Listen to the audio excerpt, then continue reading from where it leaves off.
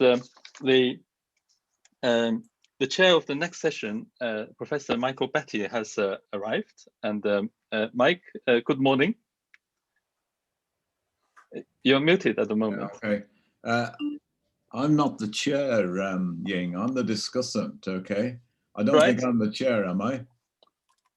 Well, the discussant really shares the better part of the role of the chair. There's one complication here because the host, Jamil, his internet's just been cut where he lives. Oh, okay. So therefore, I'm going to work with you. And so if we could spend a couple of minutes to say how you like to play it, because we have here 4 papers. So what are your thoughts of, would you like to have the speakers to present these 4 papers, doing quick clarifications and do all the discussion at the end? Or I think that would be preferable, basically, so that we have the papers in the order that they're given on the program, starting with Tim Hillel, and we have any quick questions as we break between the speakers. Any urgent questions from the floor, anybody at all, and then we have I will then spend about 5 or 10 minutes talking generally about some of the points, and then we'll have questions at that point. And again, we have a fairly tight time schedule. We've got to really finish by 11 a.m. because we have another session, which in another part of the world is, I have no clue. We have another session starting at 11 a.m. With 4 speakers, and that means, in fact, that if you could keep your timing, this is to the speakers, to about 20 minutes or so. We always have a bit of slippage. Then that will give us, a good 20 minutes at the end for questions, basically. Yeah. How does that sound, Ying? Well, that would be fantastic. And in fact, I think we could use an incentivized system to say that if the talk is too long, then they don't get any questions. So 20 minutes each, please. You always need to use positive incentives as well as negative incentives. Right, absolutely. So, but you can see that it's a great crowd, and we're building this up actually from Oceania down to this point, and fantastic sessions. You have got a taste of a bit of the last session as well. And could I just check that all the speakers are here? So Tim, you're going to present the first paper? Yep. And Athanasios. Hi everyone. I'm here. Fantastic. Good to see you. And Jonathan is here, right? Yeah, Jonathan's here. Yes, I'm here. Yes. Yeah. And Claudio is here. I didn't see Claudio.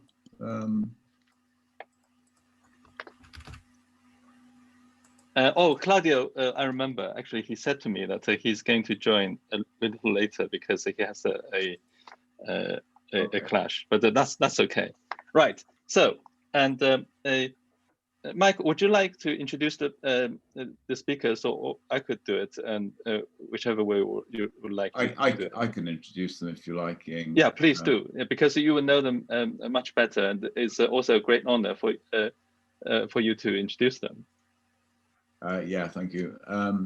Okay, so we've got 4 speakers from different parts of the world, mainly Europe, I think. We're going to kick off with a paper presented by Tim Hillel. He's the senior author. Tim has his PhD from Cambridge and is well known to many people in the Martin Centre. It's a paper on validating disaggregate models at an aggregate scale. I should say that Tim is from the EPFL, which is the Swiss Federal Institute in Lausanne, in the transport group there. And several of his co-authors have worked in, particularly Michel Bellier, has worked in disaggregate choice modeling, basically. And this obviously, this paper will relate to work that they're doing for, I think SBB is probably the Swiss National Railways, basically. So this is an interesting paper on discrete choice modeling to some extent, but also looking at the whole question of validation and so on. Okay, Tim, over to you. Thank you very much. If you'd like to kick off. And now I think that you need to probably share your screen, I think. I just get in there now, so if I... Okay. Has he got permission to do that, Ying? Yeah, I guess so. So everyone should be able to see my slides? Oh, yeah. It's coming, yeah, great. Yeah, perfect. Okay, so yeah, thank you very much for the introduction, Professor Votsis. And as you mentioned, today we're going to talk about validating disaggregate models at an aggregate scale. And we're talking about this in particular to do with some work that we're doing with the Swiss Federal Railways, indeed, SBB, on their nationwide activity-based model for Switzerland. So I first want to talk a bit about the issues of validating disaggregate models and why this has become more important in the era of agent-based models and activity-based models. And then I'm going to talk a little bit about problematic validation that's done in the literature. And then I'm going to introduce our model and talk about how we've come about to try and validate it at an aggregate scale. And the reason that I took this angle on this talk was because we had, I don't know if people were there for Michelle's talk in the earlier sessions, but one of the things that came out from the discussion after that this paper was that actually when we get these very rich models that describe patterns of behavior, how is it that we actually start to validate these flows and verify if our models are giving us realistic outputs? And so we thought that it was interesting link to a previous piece of work that we've done. So it's a new angle on a piece of work that we have and we'll be presenting also next week at Heart. So I just want to start by talking a little bit about validation in the era of agent-based models. So when we talk about disaggregate models, the first kind of generation of models that we think of is random utility models, which came about in kind of the 1970s as we move from aggregate models like gravity models that have been used to study aggregate flows to modeling individual choices. But at the level of a utility model, the first applications were about hypothesis testing. So we have a data set and we want to test a hypothesis as to whether a utility specification is present or if there is a significant impact of a factor in people's choice. So generally speaking, the data sets that we were using were data sets that were collected specifically to investigate a problem. So we're talking more about stated preference compared to, for instance, revealed preference data. And the issue is now that we've moved into the era of agent-based models where we're using the same disaggregate methods, but we're no longer doing hypothesis testing. We're trying to scale up to get these very detailed flows from complex interactions of individual choices. And these aren't just complex interactions between our own choices, but they're the interactions of our choices with other people. And so what we need to validate has become much more complex. The other problem here is that we're not validating a single model at the one time, or we're not validating necessarily an interpretable model. If we move to machine learning techniques, we're having to validate aggregate models. Uninterpretable models, kind of the black box classifier. And so we can't just say, are the parameters significant? Do we have an explainable pattern behavior in our model? We have to actually start to think, can we actually validate that we're getting useful output out? So I just want to see when we turn to this validation and look to see what they do in other communities, and we're going to talk a little bit first about what they do in machine learning. So this is for a classification problem, and typically what we apply, the gold standard, so to speak, in machine learning is out of sample validation. So what that means is if we have a data set to train a model on, what we need to make sure that we do is separate that data set into a section that is used purely during model training, and a separate set that is not seen by the model, which is used to evaluate the model in testing. This is then, the idea being that if our model can accurately present data that it's not seen before, then we're doing great and we can validate our model at a disaggregate scale. And these machine learning problems are being applied in all sorts of areas, and one of those areas that they are being applied is in health. And so this is a recent paper. well, not that recent anymore, but in 2017, there was this systematic review of machine learning methods applied to wearable data, so for predicting heart disease and medical conditions. And what they found was that there was a systematic problem with the way that people were applying validation to these data sets. And this is something that I want to explore the parallel in transport and explain to you. But the idea being is that instead of doing this out of sample validation on individual subjects, they apply this out of sample validation on individual samples, i.e. I could have 80% of my own data in the training set with my label saying that I don't have heart disease. And then I try to validate my model on an out of sample portion, which has been seen effectively before. And I repeated a systematic review in transport modeling and this machine learning approach. And we found that 45 studies used panel data. So data where this respondent or household in the data set provided details for more than one trip. And just to show what this means is that we have a household, we have multiple people that belong to that household, they make multiple tours in a day, and in each tour are multiple trips. And the issue is that what we do when we naively apply out of sample validation is we take these trips and we say, right, well, if I can predict correctly these trips, then our model's doing very well. And what actually happens is that if this trip is part of a tour, so for instance, if I go to work by car, I'm much more likely to come home from work by car. And so if my machine learning model can just recognize a trip it's seen before, it can repeat that label again. And actually, I've been involved since writing the systematic review. I'm being asked to review a lot of papers where people are applying machine learning to these kind of choice sets. And I've been sent papers where on a 15-class problem, these models are using a decision tree classifier and say we can predict 99.9% of people's choices accurately. And so this is, I mean, this is a completely systematic or endemic problem in the choice modeling or machine learning applications to choice modeling. And people aren't understanding that actually what we need to do is sample households instead. So we need to you know, instead of sampling on individuals, we need to sample on households. We need to make sure that the trips made by each household occur purely in training and test. So all this is to say that there is a lot of people that are doing out of sample validation incorrectly. But even if we do out of sample validation correctly, we have another issue. And that is that out of sample validation tests our power of a model to interpolate. Okay, so that means can we recreate things that are similar to the situations that we've done before?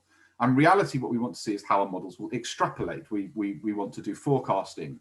So our idea is that we can use models to predict conditions that we haven't seen before, which aren't like those that were described when we collected our data.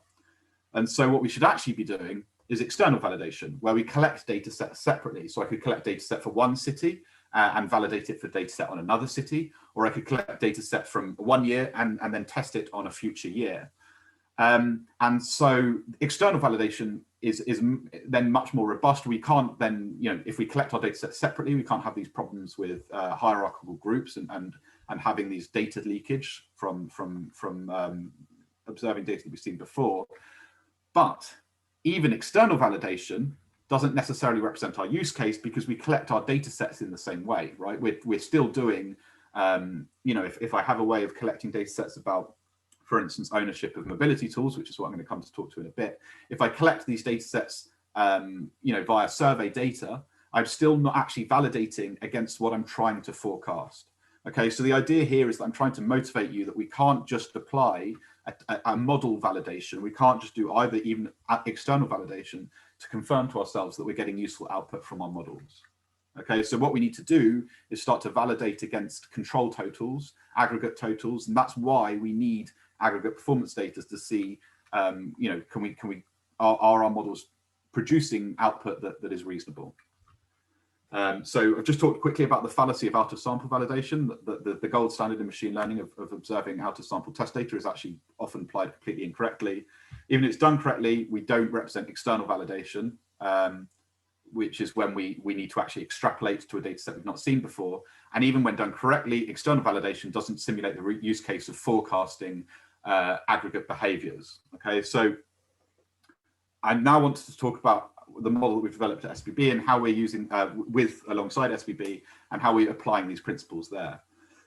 So just a quick background, the Swiss Federal Railways is pretty notable in that they're developing a nationwide activity-based model for the whole of Switzerland and one of the first major transport operators to do so internally. So their main multimodal transport analysis is being applied with a nationwide agent-based model, which combines. I'll talk a bit about that in a second. But the use of this model is for long-term forecasting. So they're trying to simulate scenarios for 2040 and indeed 2050, and seeing things like future modes and the impact of demographic shifts and disruptive policies, and how those will impact the future transportation split. And as I said, they're developing a full agent-based model for Switzerland, and that takes part in kind of three elements. So we have an agent-based, rule-based agent-based model in MatSim, which I'm sure many of you are aware of, which is used to simulate the individual patterns of behavior. But before that, we have a synthetic population for the whole of Switzerland. And the bit that we're interested in today, the bit that we've been working on, is this MOBI plans, which is the econometric utility model of the activity, the schedule generation. And so that's what we've been working on for our project. And if you're interested, there's this paper. I encourage you to have a look because it goes through in detail in how it works. And the way that the model comes together is it's 10 individual models. We predict firstly ownership of mobility tools, which is what the model we're going to talk about today. But these are then used as an input into the further modeling stages. So we then predict location choice, frequency choice, activity choice, and so on, until at the end we can then simulate the flows of people on the network to generate that nice picture I showed you in the first slide. And so we have some long-term choices, which then feed into daily choices. So the idea is that ownership of tools and where we work and do our education sets up the choices that we make daily to schedule our days. And the earlier stages are discrete choice models, and as I said, the later stages are then the MatSim rule-based iterative plan refinement. Sorry, my keyboard literally just got stuck down there. So you've had a sneak peek of the slides. The ownership of mobility tools is the very first stage of this process. So we need to be able to predict which mobility tools, that is to say cars, driving licenses, and public transport subscriptions, individuals and households have access to. And these decisions are made both at a household level, the ownership of cars, for instance, and an individual level, do I buy a public transport subscription locally or nationally, or a discount card? And why is this prediction of mobility tools important? Well, we can see pretty strong differences in behaviors between, for instance, car owners. Right, this is their mode breakdown. We can see the vast majority of car owners travel mostly by car. And this is GA. This is a nice, interesting phenomenon within Switzerland, is that they sell an annual nationwide travel card, which for around 3,500 francs will grant you unlimited access to the full public transport network in the whole country. So it's really an interesting edge case. There's not many other countries in Europe that offer this. But once you buy this travel pass, what we find is the vast majority of the trips that you make are then obviously made by public transport. So we have very, very strongly different behaviors depending on the ownership and mobility tools. This is a really important information to be able to use as an input to our model. And I just want to talk quickly about the structure of the model that we've done. So instead of just trying to predict all of these as a joint model, what we've done is created a sequential process. So we first predict a long-term choice. Does an individual have a driving license or not? And we do this for each individual in the household. So in a 4-person household, we predict how many driving licenses there are in that household. Once we have the number of driving licenses, we can then predict for that household, how many cars does this household have? So we can predict whether they, no cars, one or more car, and so on. What this allows us to do is to define the level of car sharing. If we have 2 adults with driving license and 1 car, then that is a car sharing household with a ratio of 2 to 1. So we now know the number of cars per driving license owner, and then for each individual in that household, we once again predict the individual public transport subscriptions, including this nationwide pass, a regional tariff pass, and a half fare, so a kind of national rail discount card equivalent to the kind of 16 to 25 rail card, but everyone can buy it in Switzerland. And then we predict that for each individual, and now we've painted a much richer picture of the mobility tools ownership in a household. And as I said, there's permanent long-term choices, So permanent, once we have a driving license, we have it for life. Long term, we buy a car, and that's usually a long-term decision. And our choice of public transport subscription is annual. So this sequence makes sense. And we are presenting this paper in the delayed conference at Heart next week. So if you're interested, there's a roundtable discussion that we're taking part in. I don't want to go into detail too much, but we've used this assisted learning approach where we first train machine learning models on each of these classifiers and use those to influence the structure of a discrete choice model. And that was a Heart paper from last year. And also we've applied a new optimization approach for estimating these discrete choice models, which means that we can achieve a speed up of around 100 times. So we've got some very fast estimation of complex models. And overall, what this means is that we can then apply this model to our synthetic population.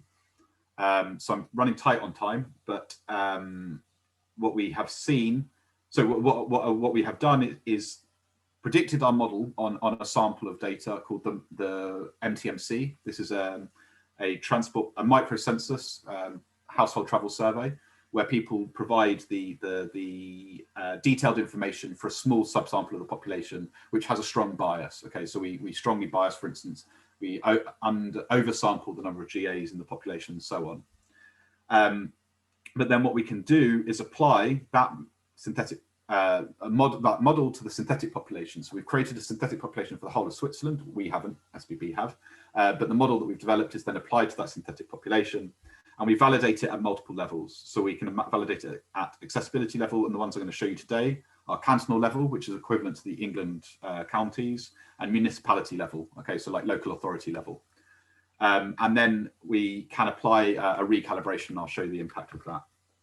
So what we have here is on the left, the prediction of car ratio per canton, and we can see that we do a pretty good job at a cantonal level of predicting the trends. And what we see is off-center edge cases. So this here is Basel, which is a kind of city center, where the number of cars predicted by the synthetic population, by our prediction, is higher than indeed what actually we see. So we can see that people in Basel are less likely to own cars than we think, and that's, you know, a kind of cultural significance within Basel. We can also see that the trend we have at communal level is very well predicted, but obviously as we have more noise in the data, we have further instances of communes that sit off this line.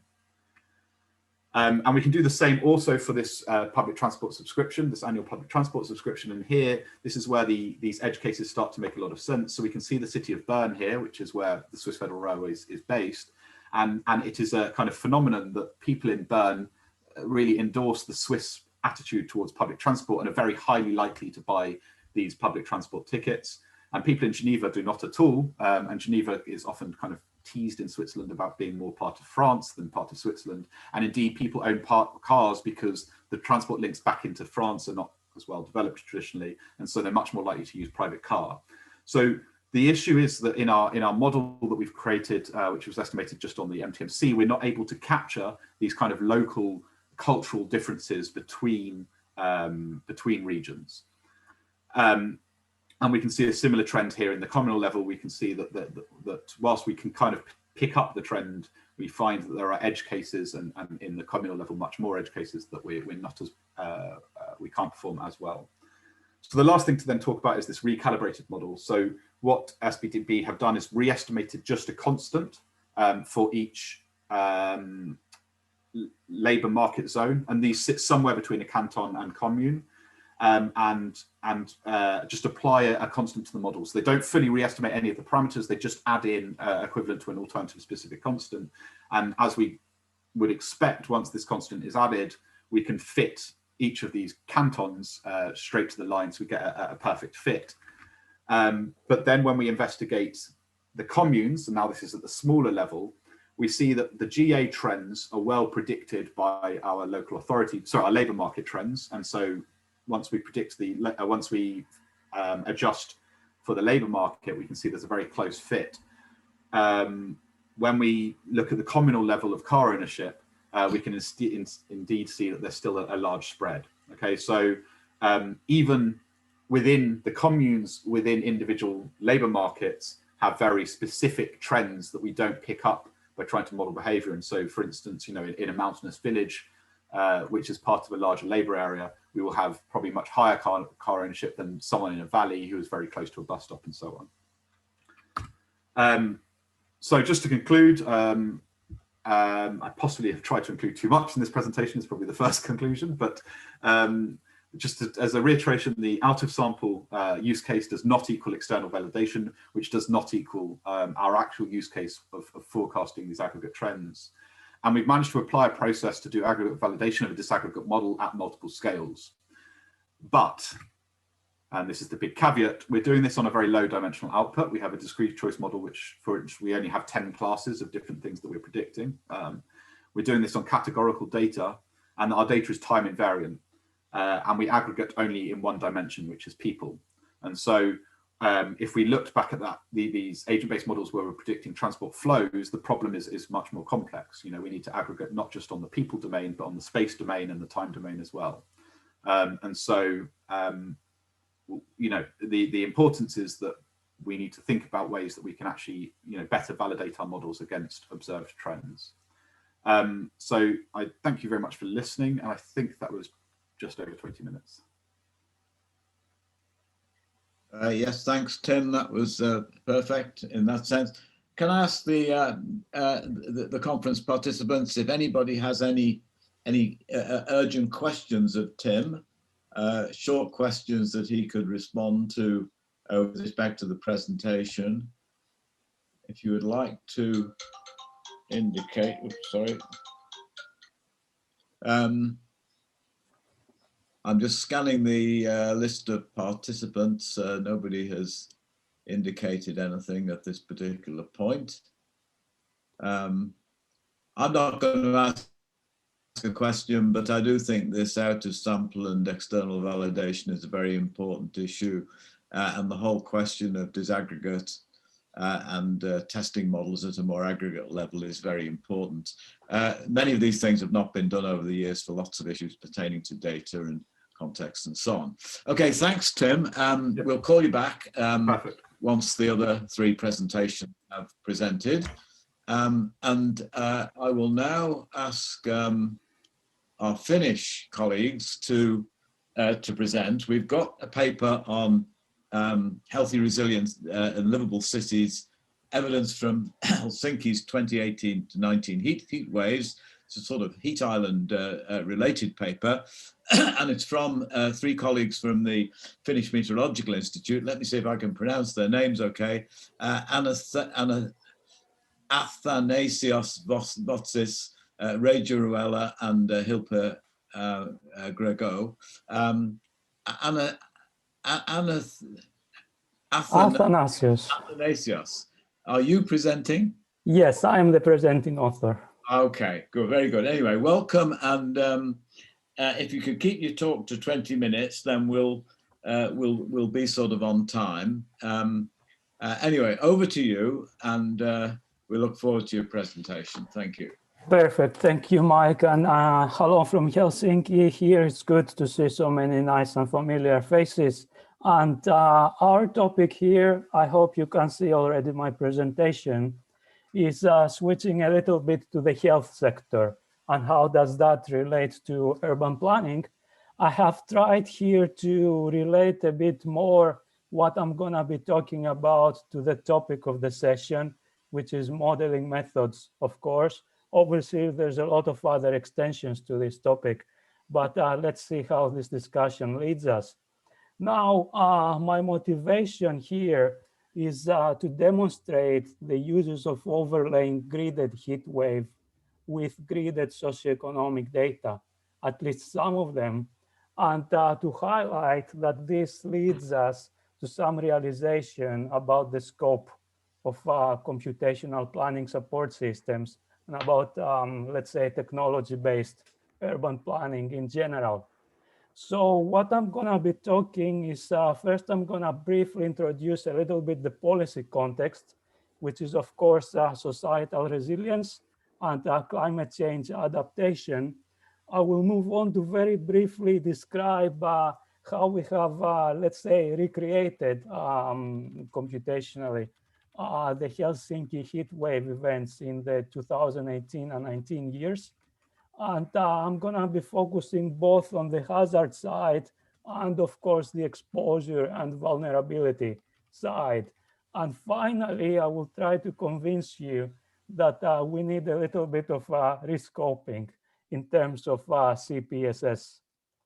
Now, what's our context here? Well, our context is that at least since the 2007 or even 2014 IPCC assessment reports, we had the knowledge that temperature extremes, along with human health and epidemiology, flooding, droughts, and water scarcity issues, have been indicated as the main climate change risks for cities and urban areas. We knew that already a long time ago. And what is interesting to notice here that many people don't realize is that climate change affects both the temporal and the spatial patterns of the heat waves. So it's not just the frequency that is affected here, but it's the spatial stochasticity and the spatial geographical patterns of their occurrence. And we have certain implications now for things that urban planners are used to think about. We have, for example, implications for energy use and performance, both supply and demand side. We have implications for mortality, productivity. We have, of course, implications for emergency preparedness, disaster relief. But what I would like to highlight here is that we have implications about the inequality of impacts, which leads us to the notion of societal resilience as a binding sort of policy notion surrounding SDGs and CC adaptation mitigation. Well, however, we have a little bit of a problem with heat waves. We have evidence that popular spatial planning solutions that of course aim to resolve some of the UN SDG targets have pronounced conflicts with heat wave disaster risk response or management or societal resilience. So as three very, let's say, clear examples from left to right, you have evidence from the epidemiological or public health research that tell you that density, urban density, is clearly associated with increased mortality risk to heat waves.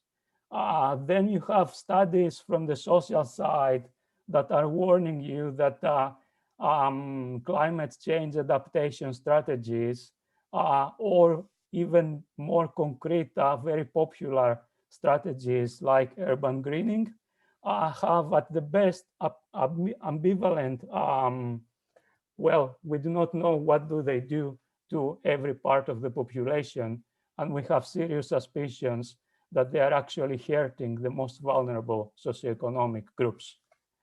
And these vulnerability groups are usually very well correlated with heat wave vulnerability groups. Now, let's go to Helsinki. Helsinki has been doing in theory a very good job with spatial planning and sustainability. These are the results of an earlier study of ours. We gathered about 20 plus cities around the world. We analyzed them in terms of their urban drivers as they have been modeled by the cellular automaton model Sleuth. I'm sure you know about it. And then we have related with machine learning. Hopefully we did our validation correctly here, but we have correlated or associated urban growth dynamics coming from Sleuth with performance with various local and national sustainability and livability indicators. And as you can see in the graph here, in the very bottom right radar graph, Helsinki, together with Porto, by the way, are ranking high to all considered indicators. And more than that, it seems that it has been doing correctly certain spatial planning things. It is adopting and transport-oriented growth, moderate growth rates. It tries to consolidate the urban structure, so to control sprawl. Whenever there is sprawl, they try to create some sort of sub-centers, let's say, activity nodes that try to put some sort of controlled, dispersed settlement structure mentality there. It has been employing green and blue infrastructure a lot. And of course, it has been considering also suburban densification as an additional measure to control sprawl. However, things do not look so well when you move on to the impacts. We had two very intensive heat waves in 2018 and 19. We had it again in 2020, but a little bit less. So what we did is that we tried to see whether in theory, sustainability of Helsinki actually corresponds to, let's say, more humble or practical issues surrounding livability and health. So what we used here is a very good effort from the Met Norway and other meteorological institutes around the Scandinavian and Baltic and Nordic states. That is a 2.5 kilometers hourly operational forecast archive that accounts for the built environment. So mind you here that usually when you do meteorological modeling of cities, most of the models exclude the influence of the built environment. But we do know that the texture, size, materials, energy balance, etc., of cities and of neighborhoods does affect microclimate and micro weather patterns. So something that this data set brings to urban modelers is a more realistic representation of urban weather, taking into account the built environment. Now, the data here is basically gridded multidimensional arrays with 50 plus meteorological variables. And I have consciously included that here to perhaps remind some of the urban modeling community that we have to finally switch away from popular desktop GIS software that are very nice, very long time used, very expensive, but cannot handle more than a couple of dimensions without crashing. So I would think here that what is important to understand that once you just switch to more flexible data formats and dataset structures in computer science, you can do very interesting things very easily. And our method was from those 50 meteorological variables to take those that calculate so-called apparent temperature. So feels like temperature, taking into account temperature, humidity, radiation, and wind speed optionally. And we have applied, we are showing here the example of an animation of the two hottest days of those two heat wave events. Now, a couple of conclusions that we can draw based on this data reproduction of the heat waves. First of all, we can see that the influence of weather patterns are stronger sometimes than global urban form. You can see that the geographical pattern, meaning the exposure pattern during the two different heat wave events, both in the morning and in the afternoon, are different from each other. Why? Because there were different weather patterns in those two years, and because the influence of the coastline was different. Now here, this is not trivial. The point here is that the urban heat island, which is perhaps the most usual component that is discussed about heat waves, and urban form are not always the determining factors for heat wave exposure. And we have to adapt to factors that are non-plannable, but regulatable, which basically reminds some of us the wonderful work that has been done a long time ago by certain architects and urban planners on climate architecture. What about local exposure and vulnerability? Well, Finland has two national warning levels, yellow and orange warning. So the yellow warning is if the daily maximum temperature is over 27 degrees Celsius and the daily mean temperature is over 20. And then the orange warning is a notch up for 30 daily maximum and 24 daily minimum temperature. And this sort of rule makes sure that it captures both the duration of exposure to high temperatures and the intensity of that exposure given its duration. And we can see here interesting snapshots when you start applying the calculation of apparent temperature to warning levels in a spatially and temporally disaggregated manner. You can see here, of course, that in the very sustainable, successful, highly ranking metropolis of Helsinki, most of the population had been exposed to seriously harmful for mortality levels of temperature.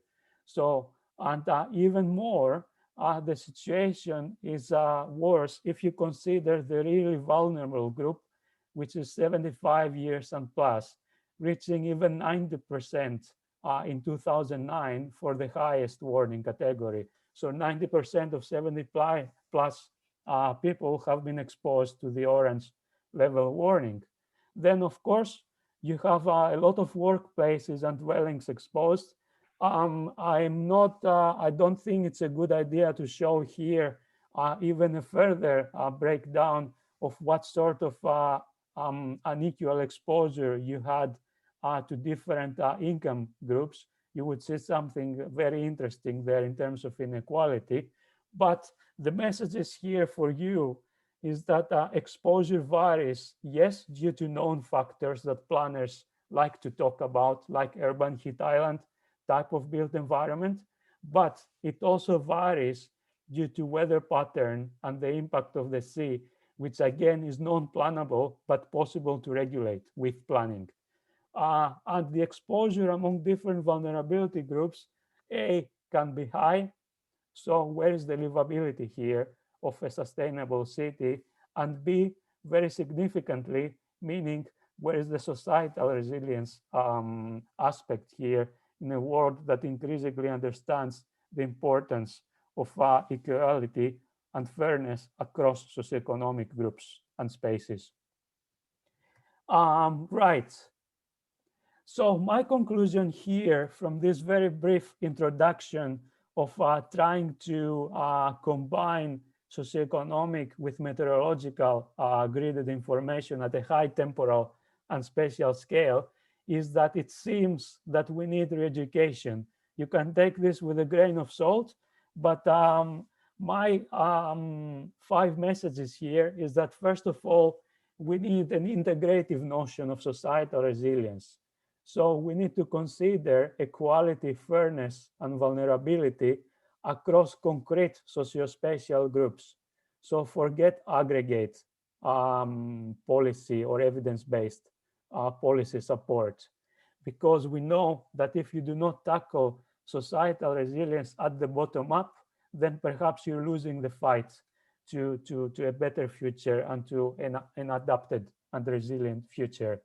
And well, for those economists or urban economists here that are aware about what the compensation principle is, this is a potentially explosive comment, but nevertheless, I would like to remind that compensation principle does not apply to health risks. So if you see a situation where different parts of the population group, especially the most vulnerable, are unequally exposed to death, life-threatening situations, then you cannot keep producing models that are guided by the very well-known principle that you will locate at places with higher risk, provided you pay less and then the market clears, and then everything is fine with planning. Again, this is about health and livability and not about economic sustainability or environmental sustainability. Second, think again about popular spatial planning paradigms from the viewpoint of health.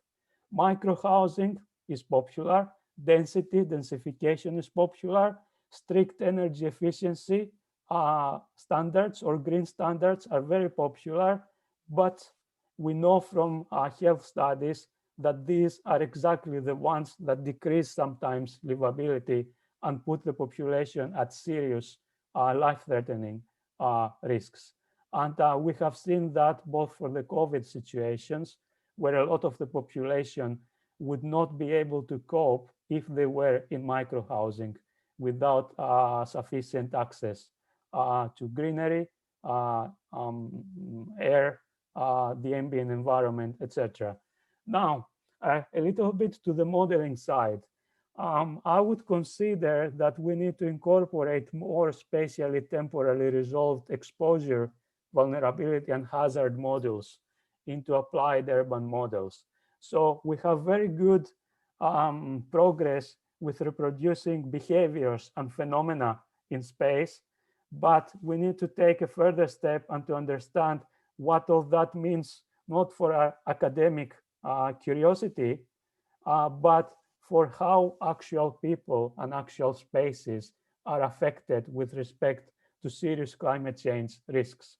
So what I'm saying here, of course, is that we need to move from applied urban models towards planning support systems that give enough information to decision makers to produce certain future scenarios or certain decisions. And then perhaps we need to produce a gridded climatology of heat waves, or more importantly, heat wave impacts.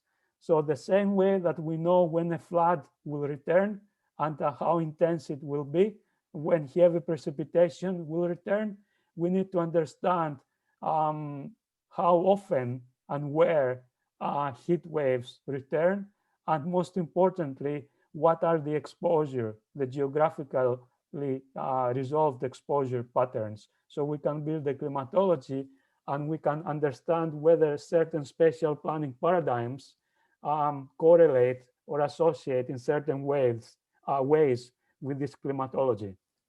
And finally, I think we do need to reintroduce climate architecture for adapting to non-plannable factors. As Saskia Sassen says, cities are complex but incomplete systems, and you cannot control everything, finally. So sustainability is not a top-down exercise of creating the best sustainable blueprint that will hopefully work. It has to be bottom-up, and you have to start adapting to uncontrollable factors, and climate architecture has a long history of working with the landscape to try to regulate some of the things that you cannot plan or control. So thanks very much, and I'm happy for any questions or objections or reactions. Okay, thank you very much, Athanasios. Very interesting talk. Any quick questions at this point before I hand back to our host, Jamil, who I think has arrived, free of his internet problems, hopefully at this point. Any quick questions of Athanasios? We will, of course, have a chance to discuss these at the end. Okay, I can't see anybody raising hands or shouting among the participants. So let me hand back to Jamil. Jamil, would you like to take over and introduce our next couple of talks? Basically, what we've been doing is asking people to keep to 20 minutes, and then at the end we probably will have about 15-20 minutes for general discussion. Yes, perfect. Thank you, Mike. Apologies, everyone, for the technical issues. My name is Jamil Noor. I'm a research labor and urban economist, and I work at the Martin Center with Dr. Jin. It is a pleasure to be the host of this session, where we already have seen 2 presentations. It's now time to move to the third one by Jonathan Cohen. The title of the talk is Circular Economy Meets Smart Cities, a general data model for waste flows in city regions. Jonathan, would you like to say a few words about yourself before starting the presentation? Sure. So my bachelor's is in economics, and I am a master's at CASA at Smart Cities, and now I'm doing a PhD in urban analytics, trying to research and bridge between urban planning and circular economy ideas and waste flows. Okay, thank you, Jonathan. As Mike was saying, we try to keep the presentations to 20 minutes. Please, the floor is yours. Okay, so what I will be presenting today, I hope, is it okay? Can you see the presentation? Okay.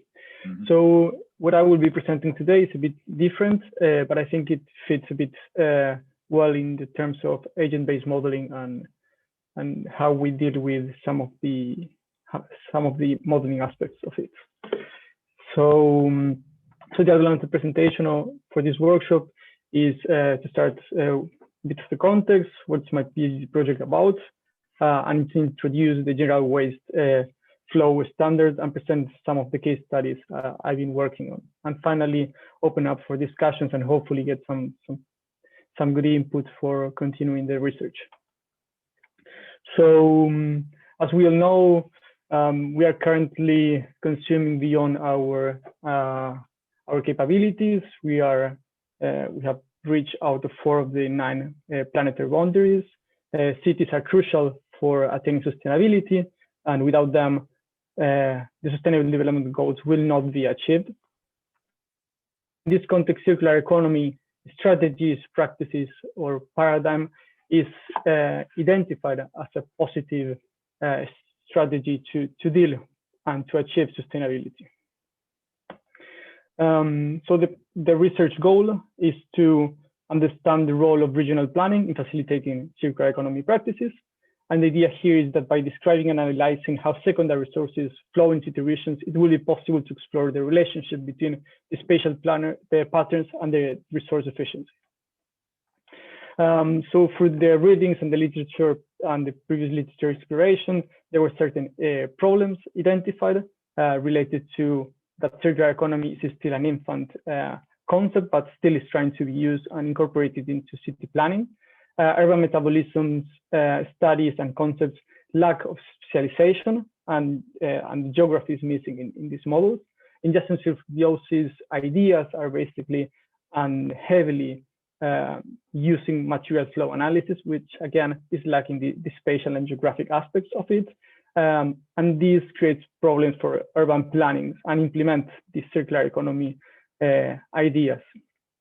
And finally, there is a lack of compatibility across data and models that makes it very difficult to gain learnings from it. So this is a reflection of an illness in different parts of knowledge, which comes from the modeling aspects, from not having a proper metrics, and also at the very core is the data issues of this heterogeneous data, which is missing, or in some cases, it's even poor, or it's very highly aggregated. So in this context, smart cities can offer us and has offered in different contexts solutions and can deliver to start thinking and to help to build more sustainable cities. So the vision of this project is, as we might all be aware of, about GTPS, is the General Transport Specification, which provides a standard of how we are working with transport data. And as we have evidence in the past 20, 30 years, this unlocked an unprecedented amount of research and applications of and how to optimize transport. So if we can provide something similar for our domains, this is the value of what standards can deliver. The expansion of methods and tools to other places and to generalize ideas. So to be more concrete, the project is about developing a general model of waste flows to capture the urban metabolism processes, introduce the geographical dimension which was missing, including the location of where the activities are happening and the movement and the flows of these resources. And this eventually could be used to close the material loop and to reach higher sustainability in terms of materials. So the methodology that at the moment we are following is to, from literature, extract core concepts about resource and waste flows. Then there are consultation with experts. Then there was exploring alternatives about how to manage with this information and how it can be modeled. And then again, go back to experts and validate what we are trying to capture, move on to the development of specific cases, and finally implementing a geodatabase to move on forward to the part of simulation and scenario building. So I will try to walk you around what has been happening and what we are trying to capture in case the audience is a bit more not so acquainted to waste flows. So in the first case, for instance, we have a person, a building or individual generating a waste material, and then it has to be transported to a container. And from that container, again, a transport is sending it, it has to be, it's moved to a storage place. For instance, this is just an example. On the bottom part, to continue with the illustration, from the generation, then it's a transport, but then after the container and the transport again, there can be usage. And this is kind of the chain of reaction and the chain of flows that we are trying to model. So as I said, there were, this is happening in certain geography with certain regulations, administrations, and technology. And from there are some certain key performance indicators that are gonna guide the policy and what we are aiming for, and how to assess the system, which is the end goal of this. So location, as I said, is an important part. So everything in the model will have to have a location and has to be linked to other spatial variables. So this will be the link to the built environment, to the built environment in general, but also to the environmental variables that can be found in geospatial datasets. And these are the roles of the systems that I was describing before. So we have a transportation role that an agent can have, the generation of waste. Waste can be also with storage. There is a transformation of waste, and there is also reusage of waste. And this is also an important part of the model because it allows to incorporate the circular economy aspects of it. Then we have the waste object that can be generated and these agents, depending on the role they are being active on, they will deal with different waste objects. And then we have waste that will be in a container that can be a rubbish bin on the street, or could be a more important place where a whole neighborhood drives to put bulky waste of electronics, for instance. Then we have the transportation and the route. This can be planned or unplanned. If as an individual, as a neighbor moves waste to a bulky place, then this is unplanned. But for instance, cities can have planned services of waste collection. So in this case, there's a proper route, and there was going to be a GPS collection of this. On the other side, there are also dynamic aspects that in this model, they are specified with this red triangle.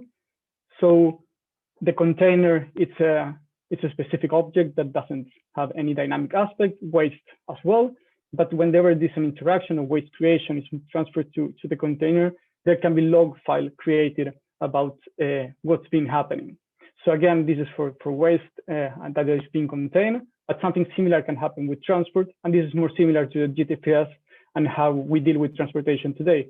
The red log file will contain the GPS position of the transportation or the route that is happening. Then there's a transformation dynamic. Every time from a recycling facility, we manage to transform waste for reuse, we can also create a log file. And finally, a transaction historical log that records the transaction of how many of the volume of resources that we are rescuing from this system. So this is the general idea.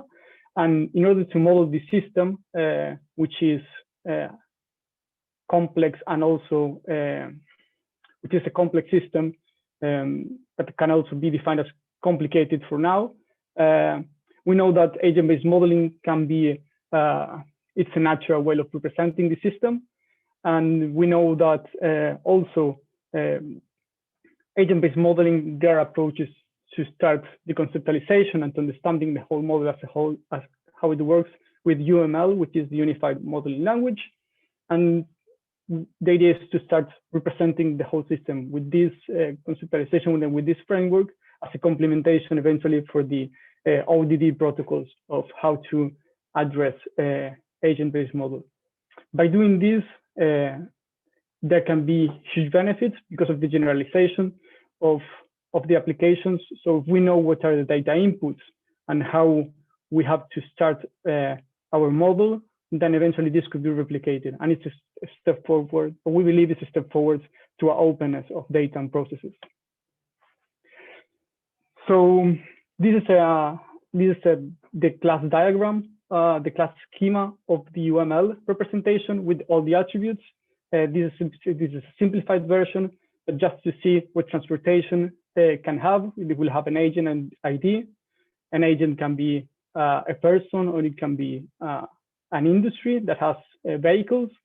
And this plays the role as a transport, and it can move from one place to the other one. It will handle a waste specification. It can be formal, it can be frequent. It can have frequency, can be programmed, can have the energy consumption, etc., etc. For the container, something similar can happen. And on violet, we can see the container log, which will have the current dynamics of that object. So how we validated this, after conceptualization of the model, we started engaging with several stakeholders. For instance, this is an image taken from a Miro board with an interview, a semi-structured interview with Göteborg region.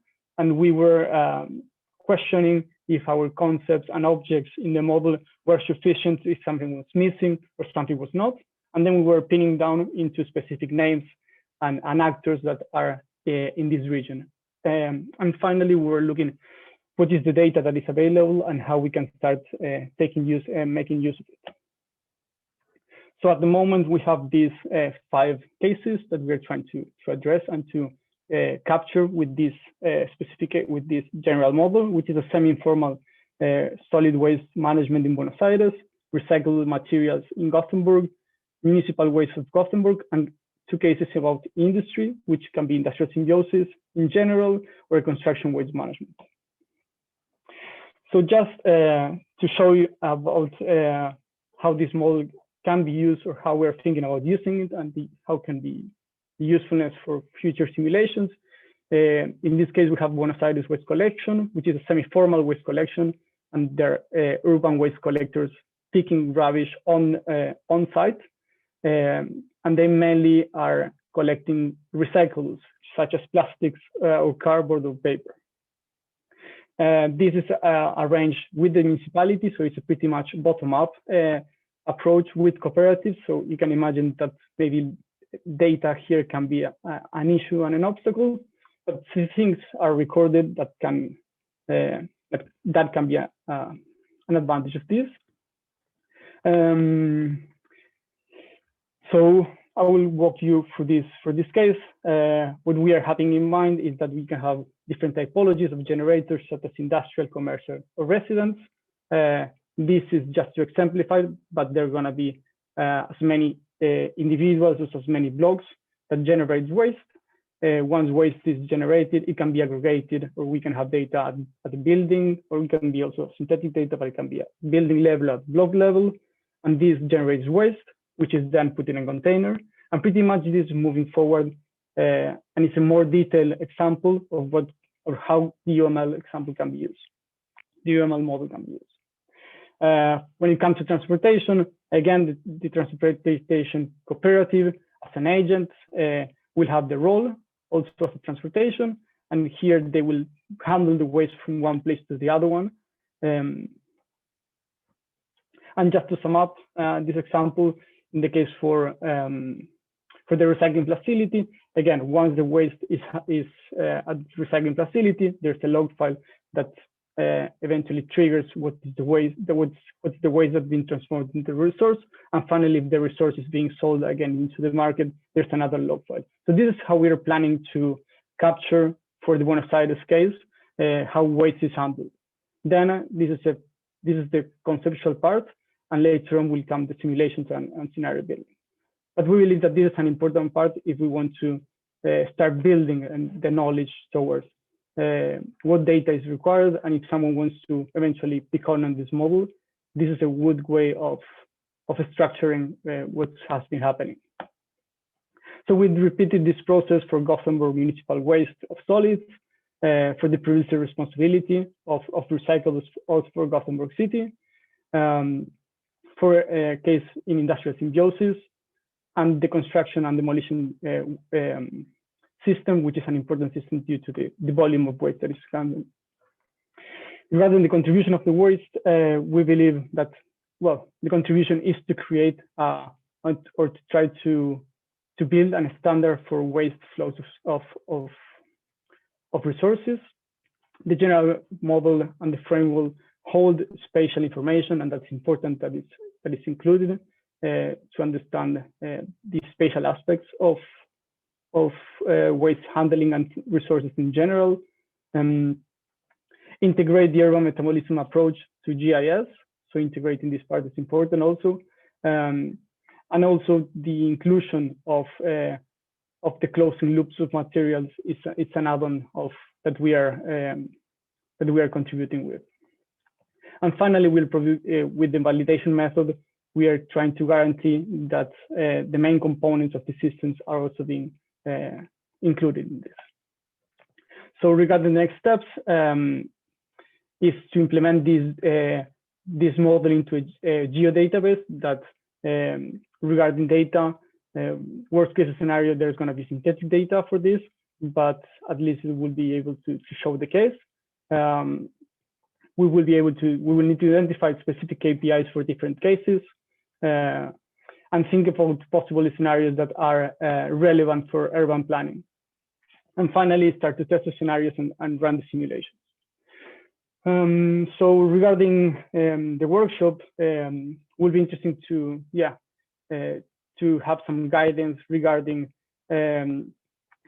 what cases might be more important for urban planning or might be interesting to simulate, if there are possibilities of data to obtain data, and if anyone has any data sources that might know.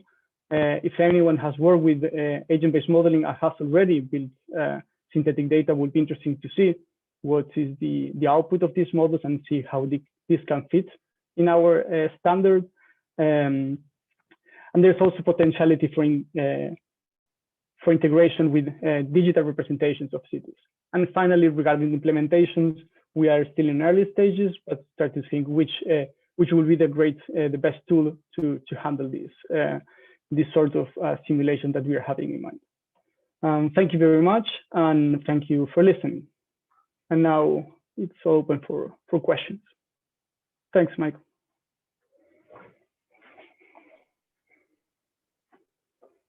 Timing. Please formulate any questions if you have them, and if you don't want to formulate them live, you can also use the chat box. So whoever has any questions. Well, at this stage, it's only the kind of clarification questions, and yeah. If not, we can move on. So we can move. Our next presenter is Claudia Martini, who is joining us from ETH, who has arrived. Here I am. Join us from ETH Zurich. Hello, Jamil. Hello, everyone. The title. Nice to see you. The title of Claudio's presentation is Preparing Offices for the Age of Distributed Work evaluating the impacts of flexible designs in coping with the uncertain future demand for office space. Claudio, would you like just to say a few words about yourself? Yes, sure. Hello, everyone, and well, thank you for being here. My name is Claudia Martini. I'm a researcher at the ETH Zurich at the group of infrastructure management within the Department of Civil Engineering. Well, my particular research interest is on, as you would see also today, on flexibility on engineering design, and particularly on the attempt of moving the use of real option evaluation from the scale of single object to the urban scale. Maybe Jamil, one question is, shall I share my presentation, or will we use? Yes, please go ahead with the sharing your screen. Okay.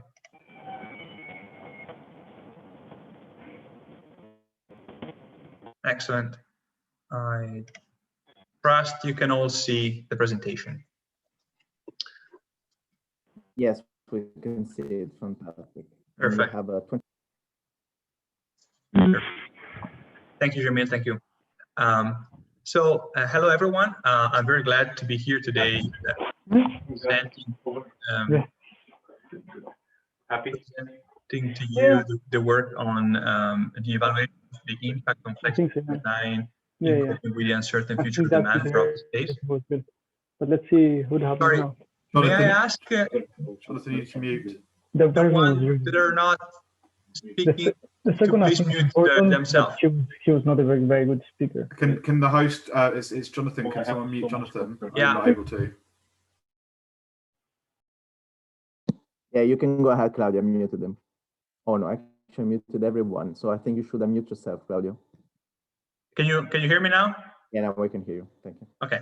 I'm very glad to be here today presenting this work on the evaluation of the impact on flexible design when coping with the uncertainty on the future demand for office space. And I'm particularly glad to be here presenting also on behalf of the other co-author, Noemi Fiorot, which is also here in the panel listening, Andrea Gonzalez, Professor Brian Eddy, and Professor Joris van Wetsma. This work actually, this work actually moves from the need, from a situation that we all know very well.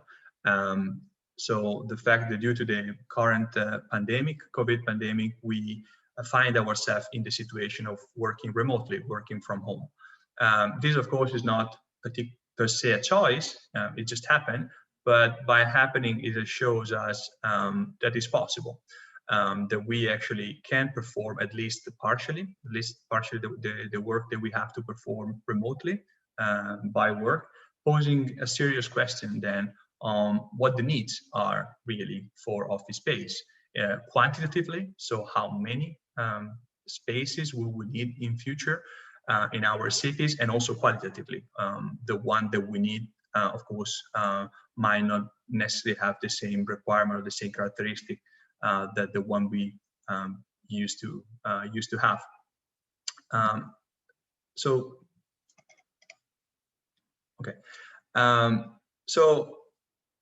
at the moment, as we all know, this situation, which is a temporary situation, of course, has led to an enormous decrease in the use of office space. In our city, the spaces are basically empty. This, of course, is not a trend. It's a very peculiar situation given by the pandemic, but because we have seen that actually working from home is at least remotely is at least partially possible, we are sort of forced to think or rethink how the office space should look like, or should be, which are the characteristics, and particularly also what is the amount of office space which is actually required. Of course, no one knows this for sure. It's actually sort of betting a bit with the future, with the uncertainty here. But a reflection, of course, is required. There are many possibilities, and also some suggestion has been proposed in the literature recently. Of course, someone might think of going ahead with business as usual, so meaning with that if you will be to design a new office space today or reshape a new office space today, you might simply go ahead partializing the space in unit desk continuous to each other as it has always been. Another possibility, of course, is to invest on co-working space. This is also a trend that has been explored, and it is more and more explored recently. So basically, avoiding having own office space of company properties, but simply renting a space based on need. Or otherwise, another extreme possibility, of course, is to just simply give up with the idea of dedicating space, new spaces for offices, and just reconvert the space into something else. For example, residential, which of course is not the only possibility. And maybe in case of residential, a type of residential unit, a type of layout that include better consideration on the possibility of working from home. So with a space allocated for office in-house. Of course, those are in a way extreme views, are really betting on a certain scenario, on a certain future, going from a scenario in which the future would just look like the past, the first one, or on a very extreme scenario in which we won't need any office space in future. Are very risky betting because we don't know what will happen in future, and most likely it would not be, at least from the beginning, at least time zero, something immediately dramatically different from what we know. So one alternative possibility from going extreme into betting in one scenario is to reshape our space as flexible space, which means that we don't decide in a very rigid manner the layout or the use that those spaces can have, but we prepare them or we design them in such a way that future change or future conversion might be possible. Of course, investing in flexibility is expensive. Flexibility cost doesn't come for free. So it's not always suggestible, it's not always a good idea to invest an enormous amount of money for making the space convertible. So in order to understand whether or not, and to which degree some flexibility might be useful, we have tried in this work to use the real option methodology that allows us in a consistent way to define a service that we want to optimize, build an objective function that represent that service that we want to guarantee, identify and model the key uncertain parameter, so the parameter into the formulation of our objective function that cannot be easily approximated to an average, but of course have to be considered within a range, within a variability. And then, of course, proposing a number of alternative design initiative, alternative design proposal, modeling a triggering logic. So in the case where some flexibility is proposed, stating clearly what is the logic of the investor that would trigger a decision on a change, and then running the simulation and evaluate which design seems to cope best with this future uncertainty. We thought that the best way of approaching this is to think on a realistic case study. So we could offer the opportunity of working theoretically on this office building, kindly provided by Pensimo Management Group. That basically, it's an office building, relatively new, located in the center of Zurich. And the idea of this study is to think, what if we should build it from scratch today, or we should refurbish it today, considering the future AD uncertainty on office demand? What will be the best design approach, the best intervention approach? So following the methodology given at the beginning, the first step, of course, is to define the service to answer the question. And defining the service, of course, means confining the objective of the analysis. Being this fundamentally an optimization problem, there is not an optimal solution for everything. In order to define which solution is the optimal one, the objective has to be stated very clearly. And so in this slide, it's just a very synthetic representation of what are the stakeholders that are considered within the optimization and what are the particular interests that are taken into account in the formulation of the objective function. So here, 4 stakeholders are mainly considered, which means that we want to understand what is the flexibility, what is the design, the better it's going to optimize the interest of both the owner, the tenants, the single user, and the so-called directly affected public. So people living and working in the surrounding of the building. With reference to a number of services, and so a number of impact. I will try to use my pen here, if I manage to. Yeah, reference to some economic, some social, and some environmental type of impact. Now, all those impacts, of course, have to synthesize in an objective function that here we have simply expressed. Somehow I don't seem to be able to move my slide anymore.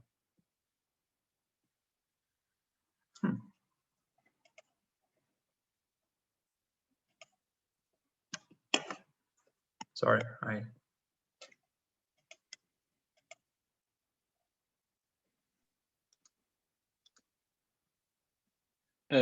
Claudio, just move, hover to the lower left corner. I think you will see some things of the slide. Not really. It's really frozen. Nothing pops up really when I go on the. I think I have to try something a bit more drastic. I stop sharing. Yeah, and come back. Exactly, but unfortunately, yeah, not really.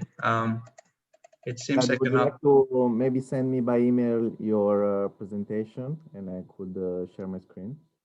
I may be able to share for case. I don't know really what's the problem, and I'm at the moment just ending a task brutally. So okay, now I am reopening. Apologize for this, but this seems to work better. Okay, so here I am, and if I now share my screen again, and coming, yeah, yes, we can start. Well done. Okay. Mystery of technology. Thank you. And this, of course, has to be forced into a mathematical formulation that represents the interest of all those stakeholders, which in our case was basically compressed into this formulation that says what we want is to maximize the overall net benefit of all those stakeholders. Of course, once the analysis is run with this large consideration on the interest of all, the methodology also allows to narrow down and focusing, for example, and see what are the design that actually better represent the interest of a single stakeholder. But at the moment here, we are interested in considering the net benefit that best represent the interest of all.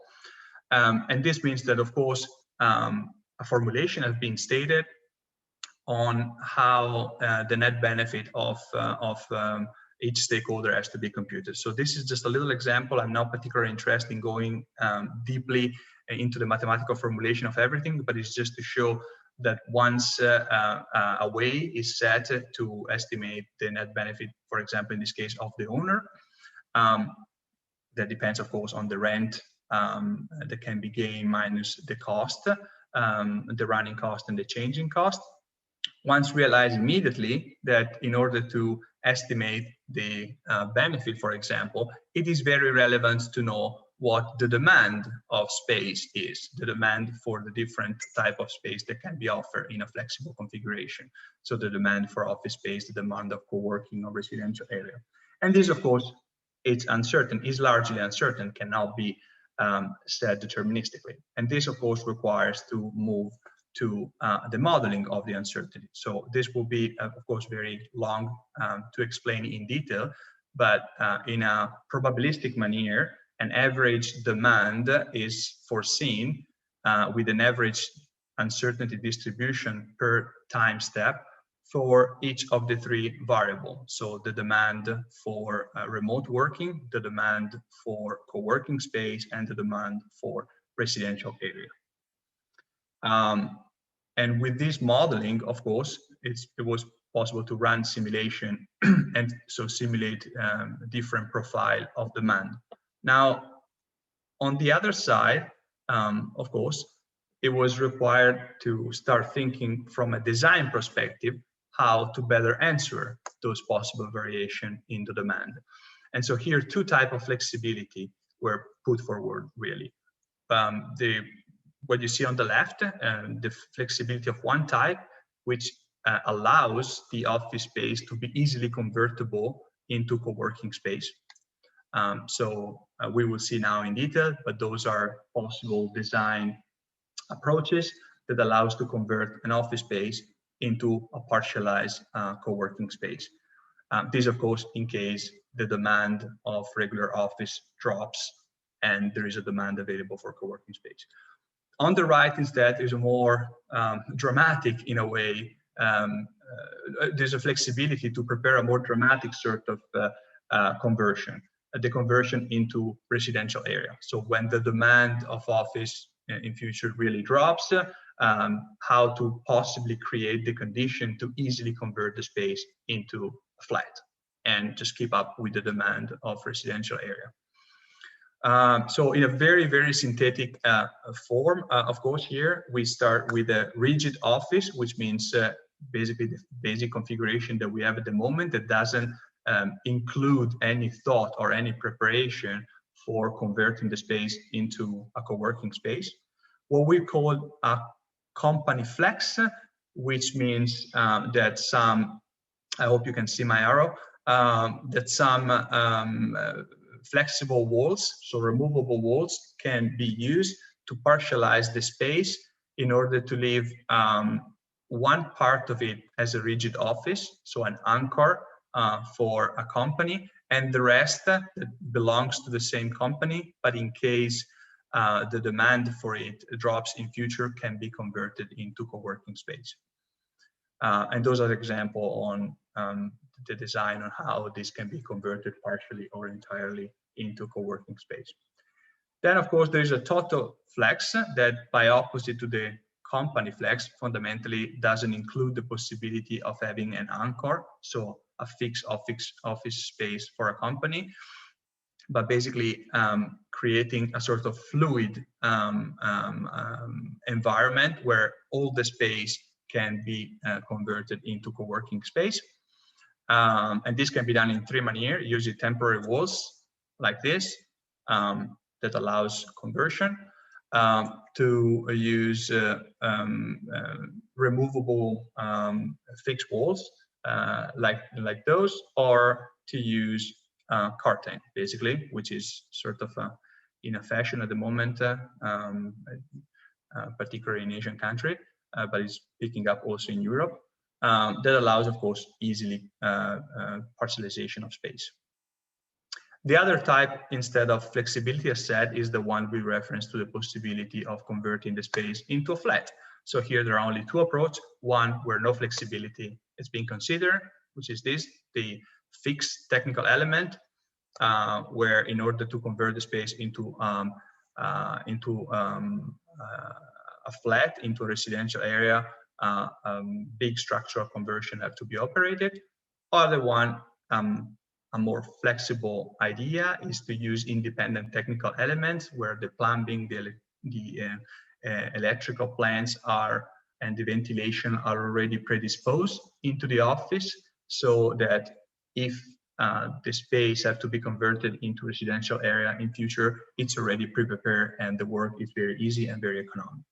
So by the combination of those 5 layout flexibility and 2 technical flexibility, 10 design approaches are generated that of course have different cost of implementation at the beginning, and also different cost to convert the space either into co-working space or into residential unit.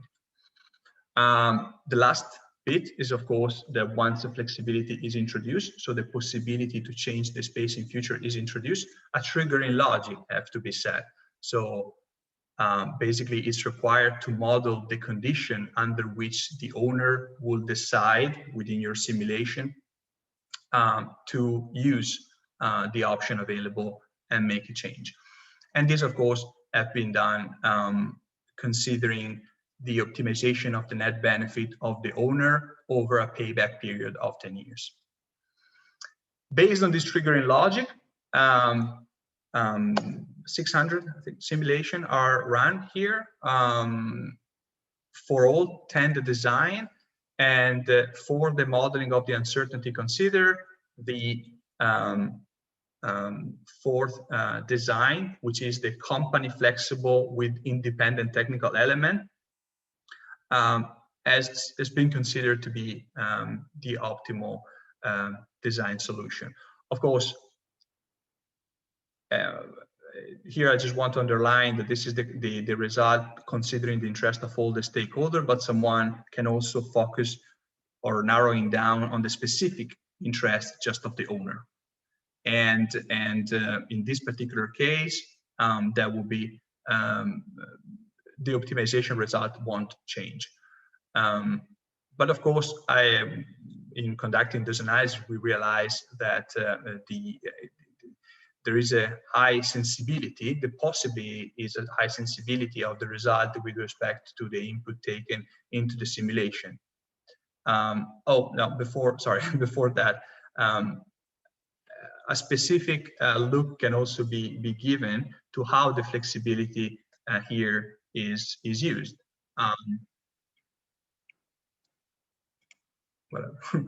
How the flexibility here is used. And so it turns out that over the 600 simulation, the triggering one, so the possibility of converting at least partially the space into co-working space, is heavily used. More than 2,700 square meter and on average is considered to be converted into co-working space. Instead, we reference to the possible conversion into a residential area for this specific design, so the optimal design. It turns out that at least one floor, it seems to be always converted into residential area, while instead the second is rarely converted and the third nearly never. As said before, though, we are totally conscious on the fact that the way that the uncertainties model can affect considerably the outcome. So a sensitivity analysis has been conducted to consider a more optimistic or a more pessimistic use, or let's say widespread use of the remote working. And comfortably, this has actually brought to the conclusion that this is not trusted to change fundamentally the result in terms at least of the order of preference of the design with reference to this specific problem. So with that in mind, I jump to the conclusion. So some take-home message from this particular case study is that, well, the methodology is suitable for analyzing the impact the future uncertainty can have in both the deciding on the design of new office space or refurbishing of existing one, that this can be done considering multiple proposals, multiple ideas on how flexibility can be used. I might go as far as to say that this is just a little example on two possible flexibility, but the possibility of converting the space even to other type of use can be included. And then the impact of multiple stakeholder can also be taken and can also be looked with specific zooms. Now, the case study also in this case seems to suggest that a certain degrees of flexibility might be useful in this case. In terms of outlook, so how to move this forward, we believe that actually there are two fundamental directions this can be improved. The first is to enlarge the scale of the analysis, so moving away from this interesting and somehow detailed analysis on a single building to a more extended analysis on a large real estate portfolio or even urban area. And then, of course, at the moment, there is a quite direct average consequences on a number of impact per stakeholder that can actually be improved further by considering the complexity of the real world. For example, using a traffic model to estimate the consequences on the environmental consequences on the number of users actually being able to reach the buildings.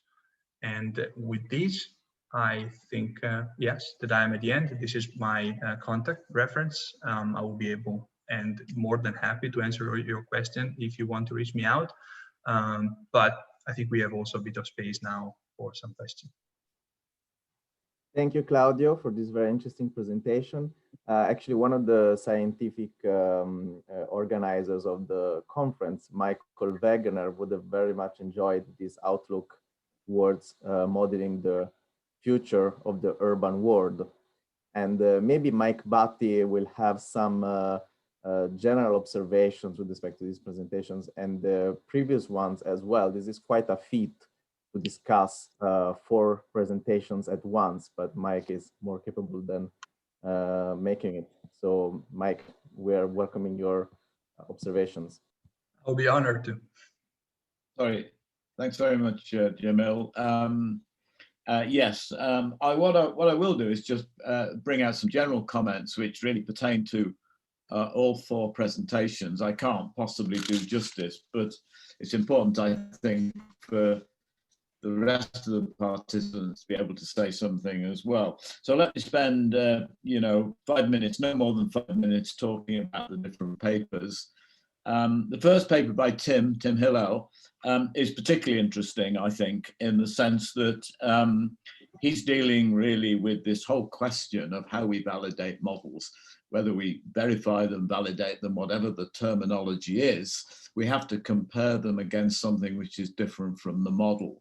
And he sort of has produced a very interesting insights into this whole question about machine learning, where you divide your data into 2 parts. And of course, he was making the point really that the part that you validate or test the machine learned version of the model against is in some sense intrinsically part of the original data that you actually have. So the notion of out of the sample, basically, in that sense, is quite problematic. And then, of course, if we turn to the way we validate models, the sort of canons of science, really, which probably dominated, our thinking more in the 20th century, the idea was that if you had a model, the only really way to test it was to take it somewhere else, basically. In fact, if you look at one of my favorite articles is Lowry's short course in model design, published in 1965. And he basically says, once the model is built, the only way to really test it is to take it to somewhere else. But of course, the problem in taking the model to somewhere else is that that somewhere else is intrinsically different. So it may not have some of the differences, but it may be too different in a sense. And that's what one found with urban models, that you build them for Bombay and they don't work on London or anything like that. They're very different. And immediately one is confronted with massive differences of context and culture. So what Tim was talking about, and of course he developed it in the context of the Swiss Federal Railways model, is particularly significant. And I think that's something that the Applied Urban Modeling Conference can actually pick up. I defer to Ying about the fact that we've had so many of these things, we may well have had some material on this already, but I think it's worth discussing further. So Tim's work is particularly relevant in that context. I should say too that the other interesting feature about all these papers is that they sort of all relate to some of the big challenges in modeling, and that is linking physical to social and economic. In some senses, Tim's model really looks a little bit deeper into some of the physicality of things in terms of traffic and movement and so on, and at the same time has a lot of social behavior within it. That's a really massive issue. And the second paper we had from Athanasios and the Finnish group basically really posed this question that if we have things that vary physically in the city, how do we relate them to things that vary socially and economically? And his conclusion, the conclusion of the team really was that social resilience is the sort of main issue in this sense. So the heat island effects and so on, and heat waves basically do have a massive impact on different demographic groups and so on. And really the notion of designing cities to minimize that impact in some sense is a kind of social problem as much as a physical problem in that sense. So that was a particularly interesting issue in that context. Moving on to Jonathan and Jorge's work on the circular city, basically.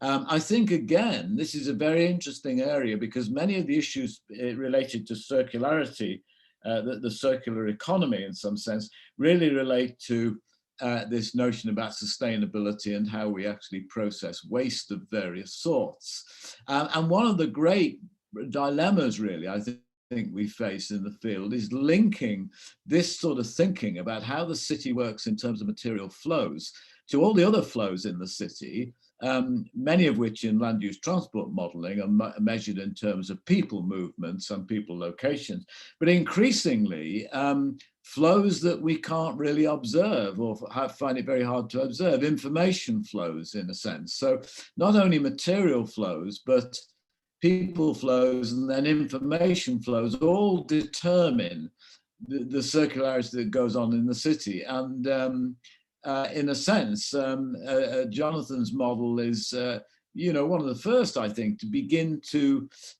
produce a framework where you can begin to do this. I'm not aware particularly of any particular models of circular cities in this context and material processing, but what he was suggesting, I think, is quite interesting and innovative to use agent-based modeling, using the term agent, of course, in the most generic sense of the word in that sense. So again, linking social, physical, and economic in some senses. Now, the last paper by Claudio and his associates at ETH basically really, again, confronts this head on, that we hear a lot about, will the city centre sort of rebound basically if and when the pandemic ends. Of course, if and when the pandemic ends becomes a movable feast in and of itself, basically. If you sort of follow what's going on in the British government, the British news, basically, then there's a lot more dismal thinking about the pandemic at the present time than there was maybe sort of 6 months ago when the virus was, when the vaccines were first approved. Anyway, notwithstanding any of that, if and when the pandemic ends, will people return to the city centre? And I thought what was particularly interesting about return to offices, I should say, Claudio's presentation was the fact that the team unpacked this in terms of individual buildings, building a kind of cost benefit or net benefit sort of formula, showing you all the different factors that were pertaining to this. And I think that's very, very important, because contained in those factors, the many different factors, were things that we would all agree are plausible impacts, influences on whether people will return to offices or develop different styles of working. But we don't know what they are, but at least here is a model that enables us to explore them, to look at the different sensitivities of these things. And that, I think, is very important, as well as linking social and economic behavior to the actual physicality of the building itself in that sense. So again, to conclude, I think some very interesting papers that really push urban models towards physical things and social things and economic things that really serve to think about how we should link these things together. I'll hand back to you, Jamil, and I don't know how much time we've got for Well, we've probably got at least 10 minutes. We have we have about a bit more than 5 minutes for guaranteeing the transition to the next session. Are there any questions from the floor? Actually, you could type it in the chat box, or you can raise your virtual hand and I can and just ask your question live. Or if there are not any questions from the floor directly, would there be any responses that the speakers would like to give to the observations that Mike just made? Or to discuss among yourselves, whatever you prefer. Well, no, just simply, well, thank you. As a great honor, the appreciation. I'm glad it was well received, and yeah, of course, there are plenty of possibility of discussing the model in more detail. But yeah, just basically, thank you. I actually do have a question for you, Claudio. Are you aware of any data sets in your specific cases in which you could monitor the transition of premises from one purpose to another? For instance, do you have a database in which the change from office space to residential or vice versa is stored? Well, this is a very important question. It's a fundamental point, actually, that, of course, would have deserved to be longer explained in the presentation. But basically, just to recap, there we had three types of uncertainty considered, right? Or uncertainty on three types of demand that we were looking. The demand of residential area, the demand of co-working space, and the demand of remote working. Here, I guess, two basic things to say. Well, the first is that if we have data from the past, it would not be so easy or so immediate to translate or to bring past frequency to the future and convert it into future probability, because of course the contextual condition have changed. But apart from that, I would say that no, we don't have any data, of course, on the use of co-working space, because actually is a relatively new, even if not brand new reality. But we had data information on the demand of residential area. So when I plot the uncertainty model on the future, how can I say, well, the prediction for the future expected demand on residential area or residential unit, that's based on data we got from the city of Zurich. But for everything else, so really the uncertainty on the amount of co-working space and the remote working, that it is based on no available data, because it's fundamentally a new phenomenon, but it was based on discussion with the building owner.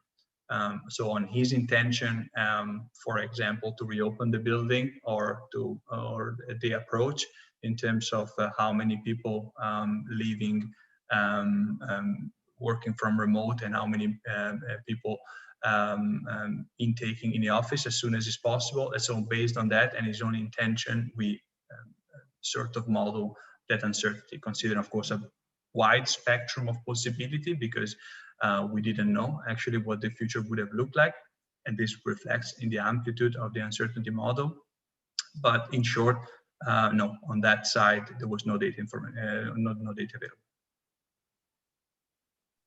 Okay, thank you. Yes, as usual, data is really the challenge, and I think a lot of the presenters and people in the audience would agree that we need better access to real-time information for the future modeling. Are there any more questions? I just, yeah, I just want to thank Mike for pointing out the importance of this validation issue. I'm kind of trying to take it a bit upon myself to spread the word about this out of sample validation fallacy, as I called it in the slides. And just take the opportunity to plug, we did this systematic review, and if anyone is using machine learning models at all, or indeed any disaggregate model for doing analyzing panel data sets to look up, it's called systematic review of machine learning methodologies for mode choice modeling, in general choice modeling, but it's it was quite comprehensive in terms of going through the papers and finding how widespread these issues are. And indeed, there's a follow-up paper, which is still in the form of a technical report, where we repeated a couple of these papers, experimental work, using exactly the same data. And we find that they're actually overstating the performance of their models by, a factor of, they're claiming performances of 80, 85, 90%, and they're actually in reality not outperforming discrete choice models at all. So it's helped contribute to this whole fallacy that machine learning is somehow beating these traditional random utility models out of the water. So, and it seems to be a pretty widespread problem. So every time I'm talking, I'm trying to make sure that people are becoming increasingly aware that we need to really focus on model validation in a more concrete sense. And also another plug for a different paper, it's just that I didn't have much time to go into the detail of the model operation.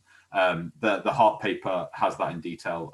So if anyone's interested, I can share a link to both. I could maybe add it to the reading material on the website. But there's I think two papers that are worth looking at if the talk was interesting to you. Thank you, Tim, for your comment, and I wish to thank all the presenters, Athanasios and Claudio, and thank you, Mike, for your for covering for me at the beginning of the session and for your enlightening comments. So the session is drawing to an end. To leave a few minutes to everyone to have to rest. You can remain online if you want to participate to the next session, or you can log off. The next session, section 5, will be hosted by Steve Denman, and the commenter and discussant is Martial Echenique from the University of Cambridge.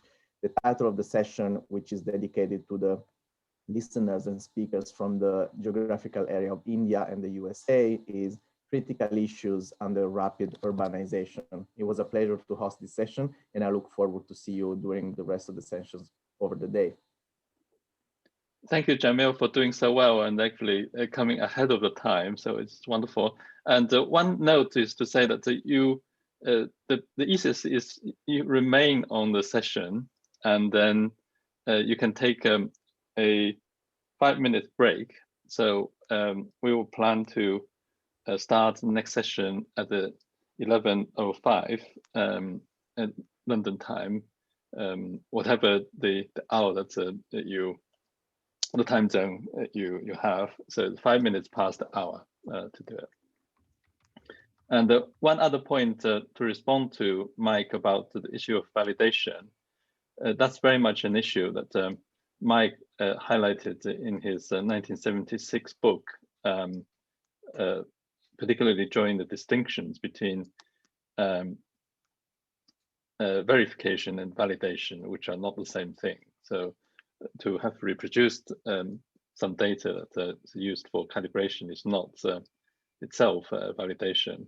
And this book, it's called Urban Modeling. I usually put them next to the Bible on my shelf, and I just looked at it, and they're still there. So Mike, so so I really agree that this is an issue to examine in the AUM type of events. And because Tim actually is involved in lots of these paper organization and so on, and it would be good to make Tim the czar for model validation, so that perhaps you could specialize even more in this area as one of your favorite sort of research areas.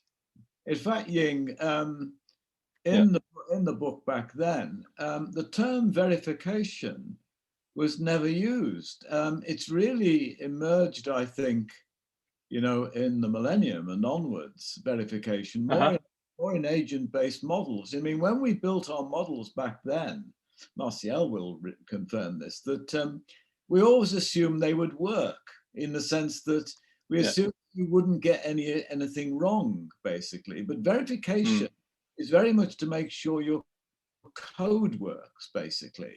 Yes. And the assumption back then was that maybe the code was so simple, or there were more constraints on the code in that sense, using Fortran, basically, or Algol, this sort of thing. So in that sense, the verification is the whole question of verification and then validation and so on. And then, of course, recently I looked at a paper in spatial analysis on reproducibility and replicability and so on. So all of these things have sort of emerged more recently as the field has expanded. So yeah, I would welcome, you know, a session at some point on these sort of things. And Tim is the obvious guy to do this, right? I mean, the important paper, the one about machine learning. I hesitate to ask, I can't prolong it much further, but in terms of analysis of these things, I guess it's mainly in transport that you, or transport related, that you looked at this question. But when it comes to the same sorts of things in some very serious areas in medicine and so on, and all of this kind of stuff, I wonder what the issues are there too. I mean, I strongly recommend the SIAD paper that I cited as well.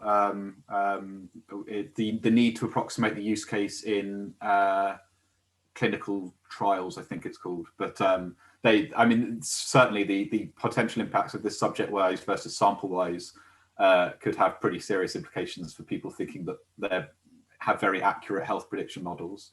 There it wasn't quite as well. It was still 55% of the papers were doing incorrect sampling compared to 100% of the papers in transport. But it's a pretty serious issue. Yeah. Well, actually, I've noted down this as a future agenda item, Mike. So definitely we'll come back to you